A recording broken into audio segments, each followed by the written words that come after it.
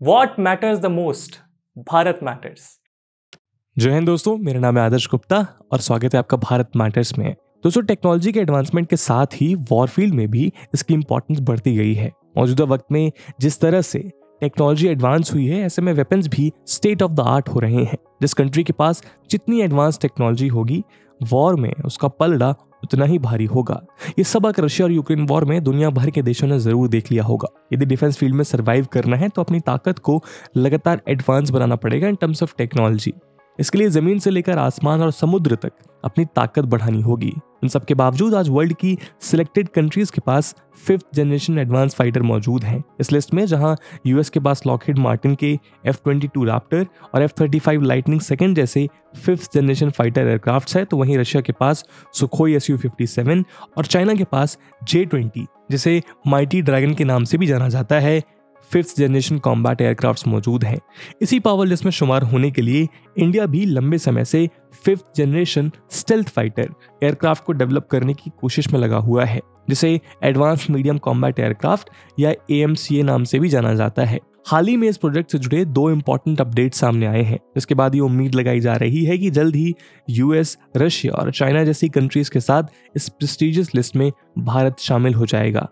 लेकिन फिलहाल चुनौतियां बहुत सारी हैं। दरअसल कहा जा रहा है कि defence research and development organisation यानी DRDO ने 5th generation indigenous fighter jet programme के ट्विन इंजन डेवलपमेंट के फाइनल अप्रूवल और बजट के लिए cabinet committee on security CSS के पास प्रपोजल भेजा है। वहीं सूत्रों का यह भी कहना है कि UK based company Rawls Royce ने इंडिया में कॉम्बैट इंजन टेक्नोलॉजी ट्रांसफर करने के लिए UK गवर्नमेंट से एक्सपोर्ट लाइसेंस को अप्रूवल मिलने के बारे में कंफर्मेशन ले ली है। दोस्तों, आज के हमारे इस वीडियो डिस्कशन में हम AMCA के रिगार्डिंग इन मेजर अपडेट्स के बारे में जानेंगे। वहीं इस वीडियो में हम ये भी जानेंगे कि इस अपडेट से इस प्रोजेक्ट को क्या बूस्ट मिलेगा और AMCA के डेवलपमेंट में क्या तेजी आ सकती है। लेकिन आगे बढ़ने से पहले मैं आपको बता दूं, इस वीडियो की इंपॉर्टेंस UPSC प्रीलिम्स और मेंस के GS3 के इंटरनल सिक्योरिटी सेक्शन के लिहाज से काफी इंपॉर्टेंट है। इसके बारे में हम वीडियो के अंत में और भी बात करेंगे, पर फिलहाल के लिए अपने डिस्कशन को हम आगे बढ़ाते हैं।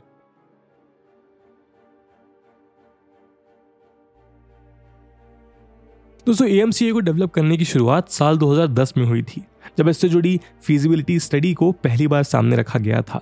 2013 में इस एयरक्राफ्ट के प्रीलिमिनरी डिजाइन को फेज मैनर में डेवलप करना स्टार्ट किया गया, जो साल 2015 के अंत तक खत्म हुआ। 2015 में इस एयरक्राफ्ट का बेसिक डिजाइन कॉन्फ़िगरेशन फाइनलाइज होने के बाद 2016 में इसे IAF यानी इंडियन एयरफोर्स द्वारा एक्सेप्टेंस मिली और तब से इस ड्रीम प्रोजेक्ट को रियलिटी में तब्दील करने की कोशिश की जा रही है, जहां इस एयरक्राफ्ट के वेरियस कंपोनेंट पर स्टेप बाय स्टेप काम किया जा रहा है।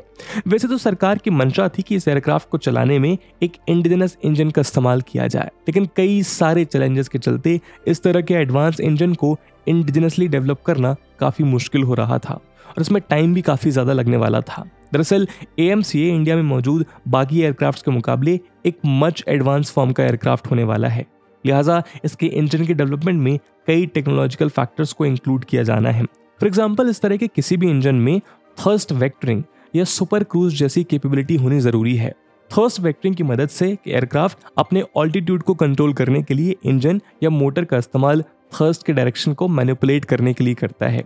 इस तरह की टेक्नोलॉजीज को डेवलप करने के लिए एरोडायनामिक्स से लेकर मटेरियल साइंस जैसे बहुत से एरियाज पर इंटेंस R&D की जरूरत होती है, जिनमें कई साल लग जाते हैं।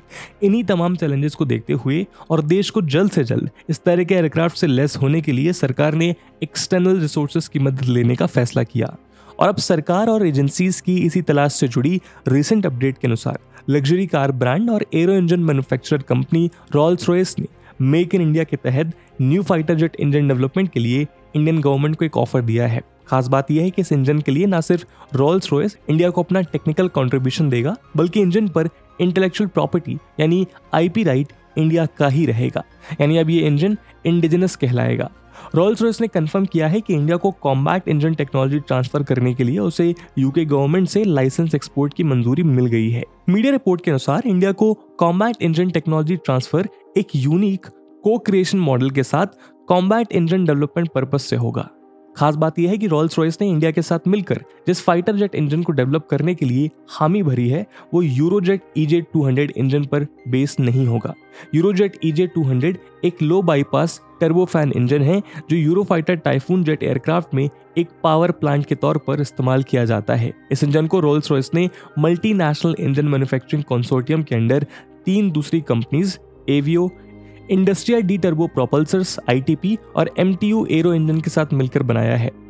वैसे इंडिया भी EJ200 इंजन का इस्तेमाल अपने AMCA प्रोग्राम के लिए 110 to 120 kilo Newton class engine develop करने में कर सकता है, लेकिन ऐसी सिचुएशन में इंजन का इंटेलेक्चुअल प्रॉपर्टी राइट यूरोजेट टर्बो के पास रहेगा, जबकि रॉल्स रॉयस के साथ इंजन तैयार करने पर ये इंडियन इंजन कहलाएगा।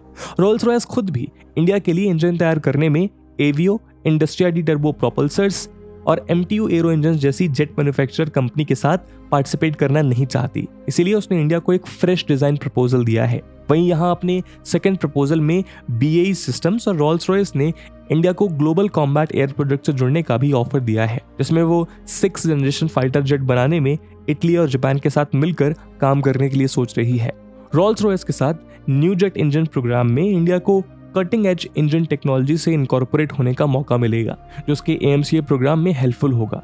इस टेक्नोलॉजी में optimise thermal management system, increase electrical power generation capacity और इंटेलिजेंट पावर मैनेजमेंट जैसी क्वालिटीज शामिल हैं। दूसरी तरफ US बेस्ड जनरल इलेक्ट्रिक ने भी US गवर्नमेंट से एक एक्सपोर्ट लाइसेंस के लिए रिक्वेस्ट किया है, जो इंडिया के AMCA प्रोग्राम के लिए एक कॉम्बैट इंजन के जॉइंट डेवलपमेंट को फंड करेगा। बताया जा रहा है कि जनरल इलेक्ट्रिक को इन प्रोग्राम्स के लिए US कांग्रेस के कई मेंबर से समर्थन मिला है और करंटली रिक्वेस्ट के अप्रूवल का इंतजार है। इसका मतलब अब US और UK के 2 मेजर प्लेयर्स इंडिया की इस 5th जनरेशन एयरक्राफ्ट जर्नी का हिस्सा बनना चाहते हैं। हालांकि रॉल्स रॉयस ने दावा किया है कि जनरल इलेक्ट्रिक कभी भी इंडिया को इंजन के IP यानी इंटेलेक्चुअल प्रॉपर्टी को रिटेन करने की परमिशन नहीं देगी, इसलिए रॉल्स रॉयस के साथ इंडिया एक बेटर एग्रीमेंट और एंड गोल को अचीव कर सकता है। AMCA को लेकर एक और अपडेट ये है कि DRDO ने 5th जनरेशन स्टेल्थ फाइटर के डिजाइन के बाद अब twin engine advance medium combat aircraft AMCA के अप्रूवल के लिए cabinet committee on security CCS को अप्रोच किया है। इस कमेटी का नेतृत्व खुद PM नरेंद्र मोदी कर रहे हैं। दरअसल PM मोदी ने पिछले दिनों DRDO को कोर मैन्युफैक्चरिंग कैपेबिलिटी पर फोकस करने और डिलेज एंड कॉस्ट ओवररन से बचने के लिए कहा था। माना जा रहा है कि PM की हिदायत के बाद DRDO की तरफ से फंडिंग के लिए CSS से अप्रोच किया गया है। रिपोर्ट के अनुसार इस प्रोजेक्ट का कुल खर्च 15,000 करोड़ रुपए आने वाला है और अब उम्मीद की जा रही है कि गवर्नमेंट की तरफ से इसे जल्द ही अप्रूवल दे दिया जाएगा, जिसके बाद प्रोटोटाइप बनाने का काम तेजी से किया जा सकेगा।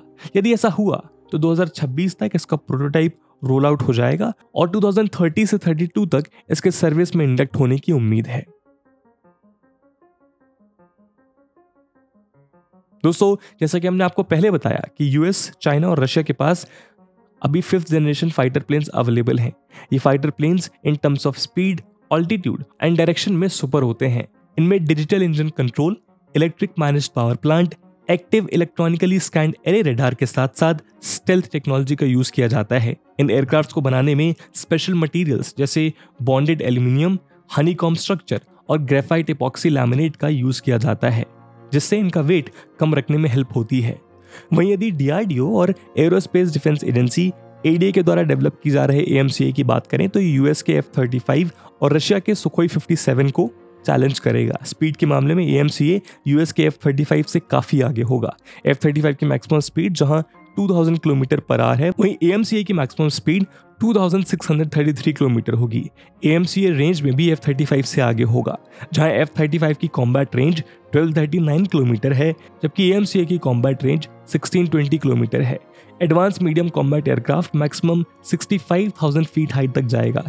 इस फाइटर जेट को इंडियन एयरफोर्स और नेवी के लिए बनाया जा रहा है और इंडियन एयरफोर्स की प्लानिंग इस फाइटर जेट के 7 स्क्वाड्रन्स बनाने की है। साथ ही सरकार की मंशा AMCA के फर्स्ट वर्जन के बाद AMCA के सेकंड वर्जन यानी AMCA Mark II में और भी powerful joint venture engine install करने की है। ऐसे में इस एयरक्राफ्ट का डेवलपमेंट न सिर्फ इंडिया को एक कटिंग एज टेक्नोलॉजी का होल्डर बनाएगा, बल्कि ये एयरक्राफ्ट फ्यूचर में चाइना से आने वाले एयर थ्रेट्स को भी डील करने में अहम साबित होगा। लेकिन साथ साथ हमें यह भी ध्यान रखना है कि इस प्रोजेक्ट में काफी डिलेज ऑलरेडी चल रहे हैं, तो ये जो भी डेवलपमेंट्स हैं इनको ग्राउंड में लाने में हमें तेजी बरतनी होगी ताकि इस प्रोजेक्ट को टाइम से कंप्लीट किया जा सके और हम टेक्नोलॉजिकल एज लेने में कामयाब हों। दोस्तों, इंडिया ने जब से AMCA का डिजाइन दुनिया के सामने पेश किया है तब से लेकर दुनिया की वेल नोन कंपनीज इंडिया के इस 5th जनरेशन कॉम्बैट एयरक्राफ्ट के इंजन के लिए अपना इंटरेस्ट शो कर चुकी हैं। इनमें British company Rolls Royce, French company saffron और US की GE एविएशन इंडिया के फाइटर जेट AMCA को इंजन प्रोवाइड करने वालों में फ्रंट रनर्स हैं। इनमें जनरल इलेक्ट्रिक, जो कि काफी पुरानी और रिलायबल इंजन बनाने वाली कंपनी है, वो इंडिया में ही इंजन प्रोडक्शन करने के लिए तैयार है, लेकिन अभी ये क्लियर नहीं है कि वो इंडिया को इंजन का IP राइट देगी या नहीं। वहीं फ्रांस की सैफरन इंडिया के मिराज और रफाल के लिए इंजन बना चुकी है। ऐसे में वो भी अब इंडिया में मेक इन इंडिया के तहत डेवलप किए जा रहे AMCA प्रोजेक्ट से जुड़ना चाहती है। हालांकि अभी तक DRDO की तरफ से उसे कुछ भी संकेत नहीं दिए गए हैं, जबकि इंडिया के पास थर्ड ऑप्शन UK की रॉल्स रॉयस की तरफ से है, जो कि इंडिया के साथ बिल्कुल ही नए सिरे से इंजन डेवलपमेंट पर काम करना चाहती है और उसका IP राइट इंडिया के पास ही रहेगा। ऐसे में ये देखना अहम होगा कि इंडिया की तरफ से AMCA के लिए इंडिजिनस इंजन डेवलपमेंट के लिए किसे ग्रीन सिग्नल मिलता है। इस मुद्दे पे आपका क्या ओपिनियन है, कमेंट सेक्शन में जरूर बताइएगा। और जैसा मैंने वीडियो के पहले भाग में बताया कि इस वीडियो की इंपॉर्टेंस UPSC प्रीलिम्स और मेंस दोनों के लिहाज से काफी ज्यादा है, और उस इंपॉर्टेंस को देखते हुए एक सवाल हम आपके लिए छोड़कर जा रहे हैं जिसको आपको कमेंट सेक्शन में आंसर करना है। The question is, explain how India is developing AMCA with a made in India approach. And with this question, my friends, that's it for the video. I hope आपको video पसंद आई होगी, और अगर पसंद आई है तो अपने दोस्तों के साथ शेयर करना मत भूलिएगा। मिलते हैं अगले वीडियो में, तब तक के लिए जय हिंद, जय भारत।